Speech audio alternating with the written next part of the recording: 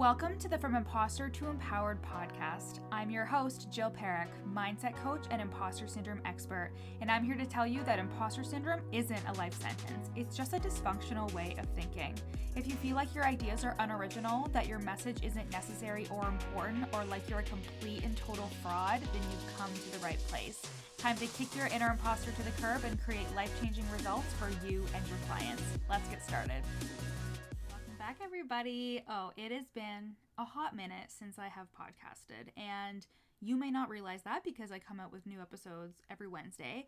But for myself, I was finishing up my master's in NLP at the end of January, so I actually recorded all of my podcasts for February, like near the beginning of the month in January. And now it's midway through February, and I am recording my podcast for March, and a lot has been going on behind the scenes.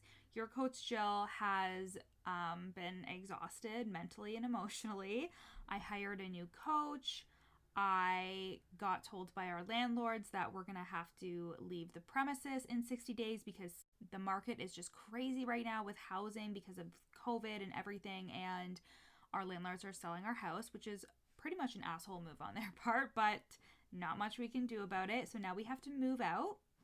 And I've really had to affirm to myself that everything is happening for a reason and everything will be okay. And I know that everything will be okay, but there's a lot of stress, and I love to keep it real with you guys on this podcast. I also think I do keep it real a lot on my Instagram stories, but just something about the podcast just makes me very vulnerable, and it hasn't been an easy time. It hasn't been an easy season in my personal life, especially when I'm currently housing my sister, Larissa. She's living with us, and now she's going to be homeless for a second time because, as everybody knows, my family's home burnt down on October 31st of 2020. So it's been like a rough year for the Perricks.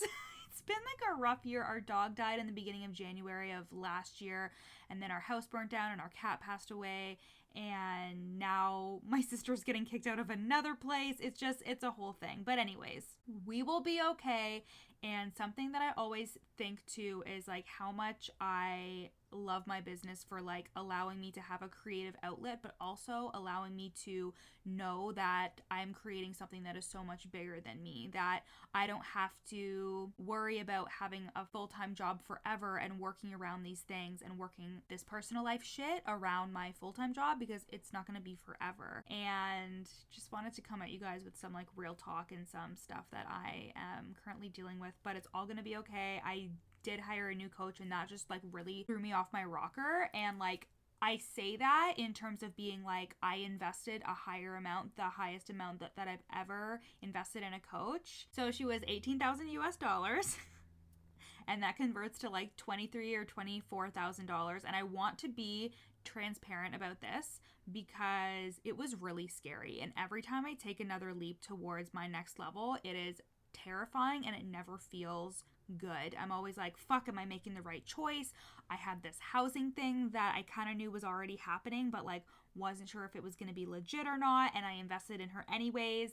And every time I do it, I'm betting on myself, and it would be a shame if I didn't bet on myself when I am the only person who I can bet on. Like, I am the only thing in my life that I can bet on. And same with like education and continuing education and certification and anything else that you're doing to grow your own mind and grow your own personal development. And that's why I'm obsessed with the mindset work and doing this work on yourself, because even if you think, well, if I'm not seeing a monetary return, like, is it really worth it? First of all, my clients do get amazing returns monetarily, but they just get more like rootedness and safety and grounding and unlearning old patterns and shifting out of old paradigms that really allow them to achieve more than they ever thought that they could. And I have this quote that was said by my dear friend Vienny. She said this in our master's for NLP, and she heard it from her coach. And it's never about achieving the goal. It's about the person you're becoming in the process of achieving the goal.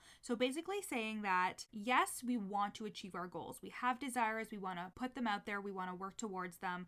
But you are always becoming the next level version of yourself, no matter what goal you are setting. So continuing to set goals goals. And even if you don't reach them every time, continue to set them, because you are becoming a new person each time you set a goal that is kind of out of your current realm of reality. And that is how you continue to hit the next level, continue to make more money, be more you, and infuse more of you into your business. And that is setting goals, sticking to it, and knowing that your success is inevitable.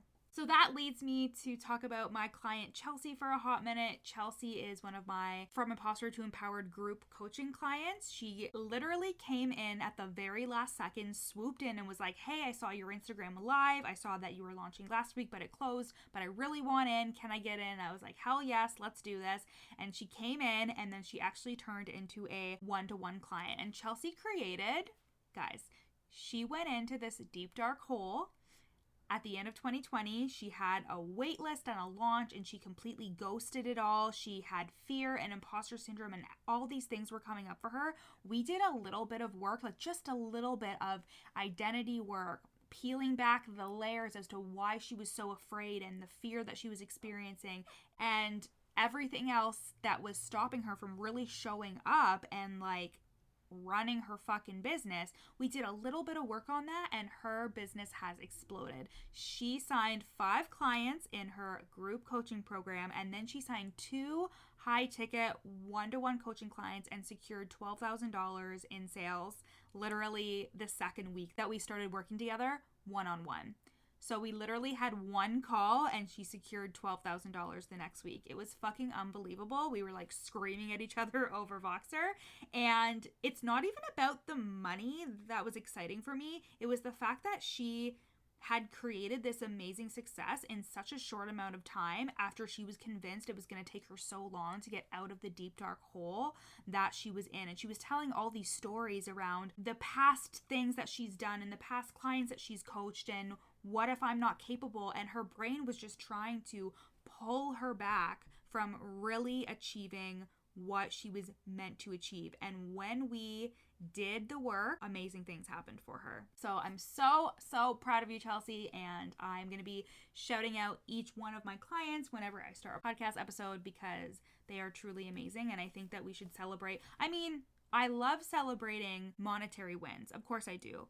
But I also want to say that Chelsea feels so much better. She feels so much more grounded. She feels safe and secure in her body. Mind you, we've only been working together one-on-one for like a couple of weeks, but she was in the From Imposter to Empowered program, which she fucking killed it in there. And she just has that sense of security in herself and that inner trust that we are continuing to cultivate. And that is what you need as an entrepreneur. You need to have the resilience to keep going. You need to have the resilience to get up, because you are with you every day. And sometimes when you are running an online business and this is the only thing you do, I have my full-time job, but if you are just running your business, you may get up each day and be like, fuck, I should be doing something. Oh, like I'm having an off day, whatever.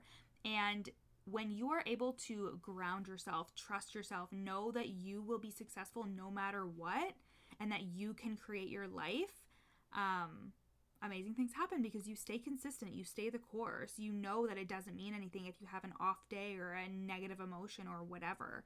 And yeah, I'm just so proud of Chelsea.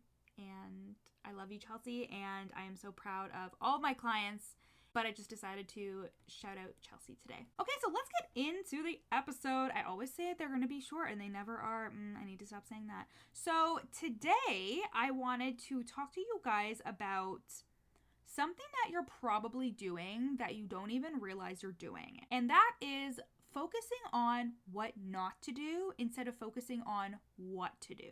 So something that we see a lot of the time in the online space is people saying, don't do this. So they'll be like, don't do this when you are engaging in the DMs. You shouldn't do this if you want to be successful. Avoid this tactic if you're trying to be a good coach. Whatever it is. And I know that these are technically like captivating titles or whatever, but the thing is when you are constantly saying that, your brain, your subconscious mind cannot process negatives. So if you're saying, don't do this DM strategy, and then somebody is going into an entire thing about why you shouldn't do this DM strategy, you are going to have somebody looking at it and be focusing on all the things that they shouldn't be doing. And that does not inspire motivation. That actually inspires more fear or shame. So if you are somebody who is new going into the DMs, you may have in your brain, oh, but Lily from this coaching program was like, don't do this in the DMs, and now I'm so afraid that that's how I'm coming off. So when you were saying don't do this, while I get it's a way to captivate people's attention, you're directing their attention towards that very thing that you don't want them to do. And because the subconscious mind can't process negatives, they're still going to be thinking about that thing. It's like if I were to say to you right now, don't think of a yellow car. Well, your brain processes stuff in pictures, so it probably was like, oh shit, now I'm thinking of a yellow car, right? Like you probably did think of a yellow car. And again, the brain can't process negative. So if you say stuff like can't, don't, avoid, all those things, it's going to be like, okay, but you're saying don't think of a yellow car, and now all I can think of is a yellow car, because again, the subconscious can't process negatives. So why is this important? Because when you are working towards your goals, when you are working on your business, when you're doing the things you need to do to be a badass bitch and run your business in that way, there is no motivation or positive emotion associated to what you shouldn't be doing. There, again, is just fear or shame. Like, don't do this DM strategy. Don't do this routine in the morning. Don't do this. Don't do that. Instead, it's like, okay, well, what exactly should I do? And then you have the should that comes in terms of, is this good enough? So what I would say to that, if I were to like take it into a more personal account, is when it came to sales calls, I would consume a lot of things where people would be like, don't do this on a sales call. You really want to avoid this on a sales call. But the actual messaging around what a good sales call would look like or what it sounds like wasn't as robust as the what not to do's. And then I was just so worried that I was doing sales calls the wrong way that it would throw me off completely. And the same thing goes for your business. So if you're first starting out, or if you're in the first like year or two, you may be consuming a lot of, this is not the way to run your online business. This is not the strategy you should consume. And again, you may be throwing shit at the wall thinking, is what I'm doing even right? Is this good enough? Am I doing it wrong? And it's not going to inspire you. It's not going to motivate you. And that is why in NLP and all that stuff, we always talk about focusing on what you do want. Because the majority of the time when somebody comes to me and I say something like, so what's your ideal circumstance in the next 3 months or the next 4 months? They're always talking about, well, I don't want to be at my full-time job anymore, and I don't want to be tired and stressed anymore. And that is called away motivation. And that is when you are trying to avoid pain. And as humans, we are naturally wired to avoid pain, to want to avoid pain. So a lot of our actions and a lot of our motivations are to avoid pain, but that's not sustainable. And what is sustainable is being more toward motivated. So when somebody asks you, where do you want to be in like 5 years? Instead of saying, well, I don't want to be at my full-time job and I don't want to be doing this. I don't want to be one of those suburban women who sleep with the gardener. I don't know. I just instantly thought of fucking Desperate Housewives. That was so random. But great show though. Really good. So instead, what do you want to create? What do you want to focus on? What do you want to happen? And notice how your life changes when you focus on what you do want.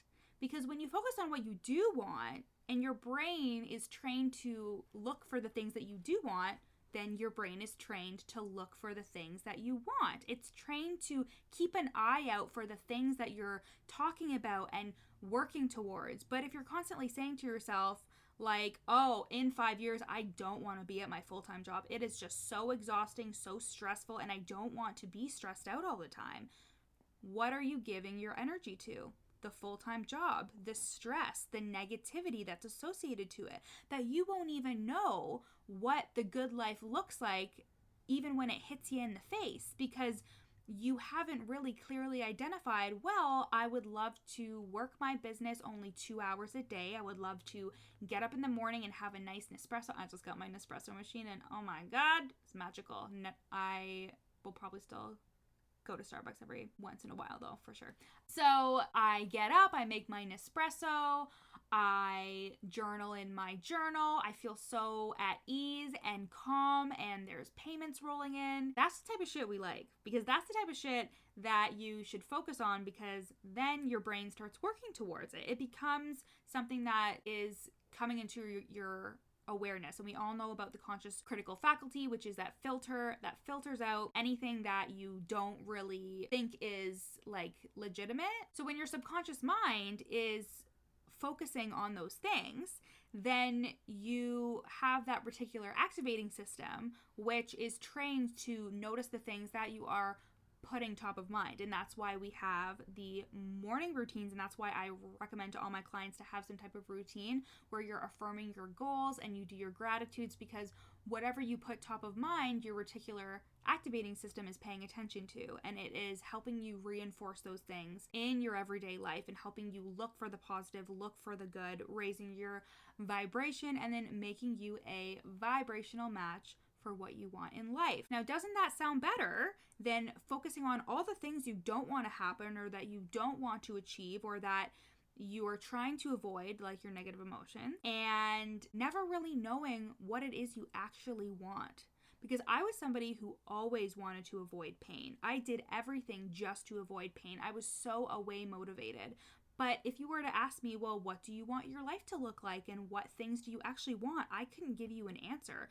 I knew exactly what I didn't want, which was very away motivated of me, but I couldn't tell you what I did want. And when I started focusing on what I did want and being more towards motivated, which is to seek pleasure, I actually found more happiness, not just in my personal life, but also in my business as well, because I was doing it from a place of positive emotion and motivation. We already know that fear and shame don't motivate you. They make it worse. In the moment, maybe it does. So maybe your grandmother said something to you like, oh, you really look like you put on a few pounds, and that inspired you to like go to the gym the next week. But then you started to be like, that comment was really shitty. I feel bad about myself. And then you recoil into shame and you don't feel good about yourself, and nothing good ever comes from fear or shame.